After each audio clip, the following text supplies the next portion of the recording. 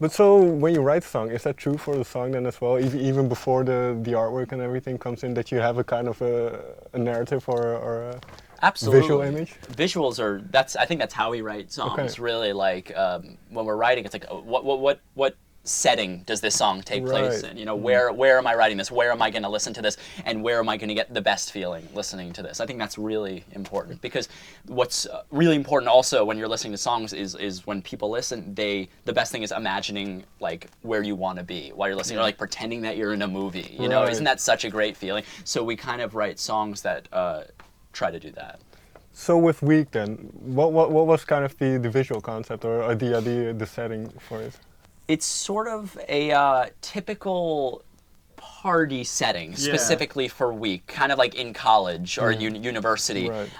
And this specific weakness that we're talking about is like all like teenage or early 20s Sure. kind of problems. Like your friends are going out and they want you to come with them, but you can't. Just like one kiss, like bad for you. One hit, bad.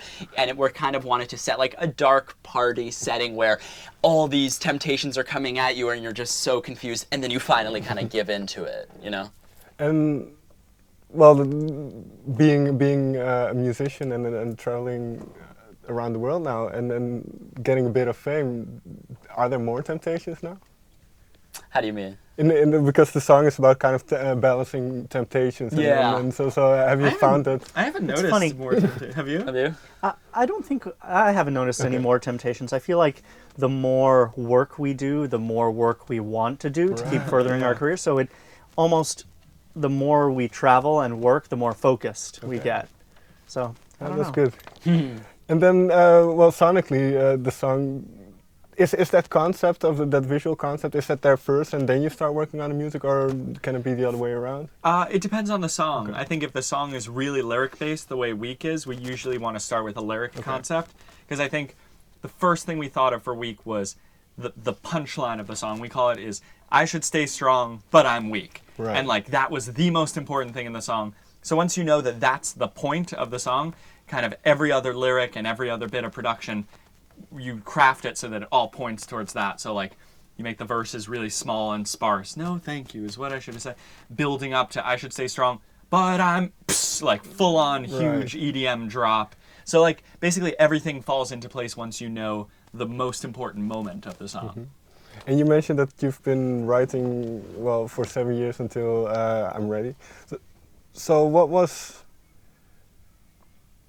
in a way that, can you surprise each other still? You mean like with ideas? Yeah, in terms of the music and kind of, oh, I have something, because you've been making music together for so long. I think so. I think that's the goal. I think Okay. the goal is to surprise each other, because I think the idea behind writing music for us is let's try to come up with a completely new idea every single time we write. Let's try to do something that we've never done before. So I think if I come to either one of them, they're like, oh my God, whoa, should we do that? We're probably on the right track.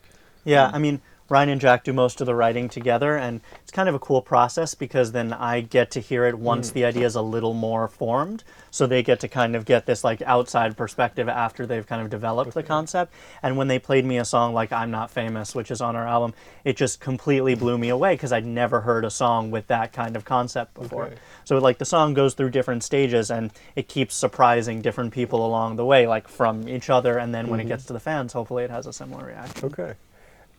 That's interesting. Is there? Can you give me an example of a song that you were pretty much impressed by what they come up with? You mentioned I'm Not Famous. Yeah, I'm Not Famous was a great one. I mean, Weak, as soon as I heard it, it felt like a really strong song. We have a song on our album that's coming up called Netflix Trip, and it's a very personal song, and even though like I didn't write any of the lyrics of the song, I could relate to it so strongly because it had to do with events in our lives Right. and relating them to this show, the TV show called The Office that we watched. And as we grew up watching The Office, kind of remembering the events that we associated with each of these episodes. So it really hit home for me, and I know watching Netflix TV shows is a big thing. So I feel like other people hopefully will be able to relate to it as well. That's interesting because Jack Ryan, how did The Office inspire a song for you then? Do you watch the show, The Office? I've watched a number of episodes, but not completely. Yeah. So, do you watch the British version or the American? The American version? one. The American one. Okay. Yes. Yeah. So that's the version that we watch.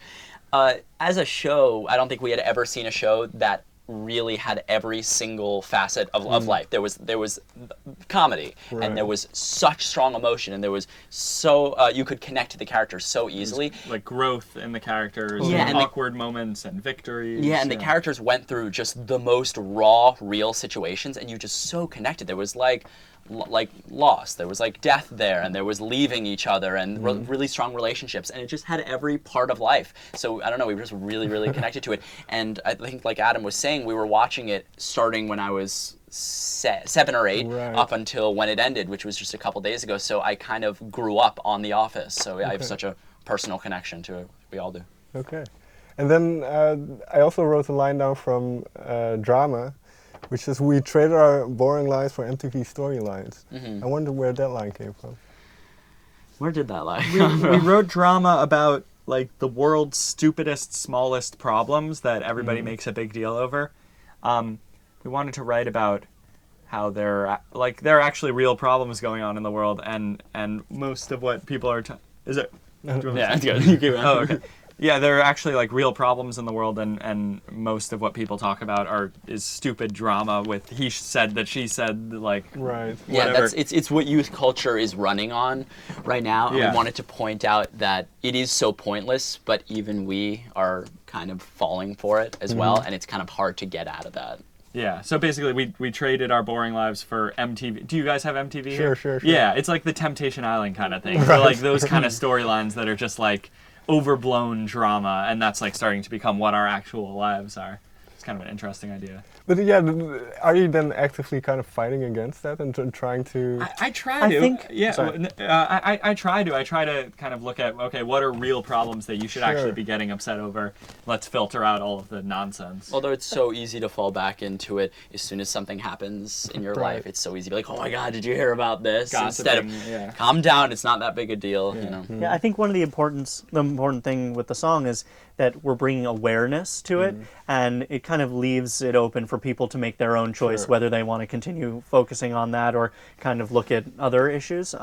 But I think definitely leaving it open for people. And then finally, because well, you mentioned the more important things in the world, and I read that about the unfortunate Manchester attack. So Yeah. you wrote a post like, "Music is a vehicle for imagination and freedom. To attack this is to attack everyone's right to express themselves." So is that we talked about kind of the positive and optimistic side, but then the serious side, is that also important in a sense? Yeah. Do you mean the serious side of music Well, or both serious because issues in the world? in your approach, but also kind of in the music, but because you do talk about real things, even though. Yeah, it is really important to talk about real issues in music. Is that what you're saying? Like, I think that relatability nowadays is just the most important part of music, and I think that artists are making more fans than ever based on relatability. I think 21 Pilots is a perfect example. They're really connecting very strong to their fans by talking about issues that their fans have. And I think that it's really important to bring these issues up because it really brings people together to help each other work through these issues. Guys, thank you very much for your time. Thank Thank you. you. Thank you.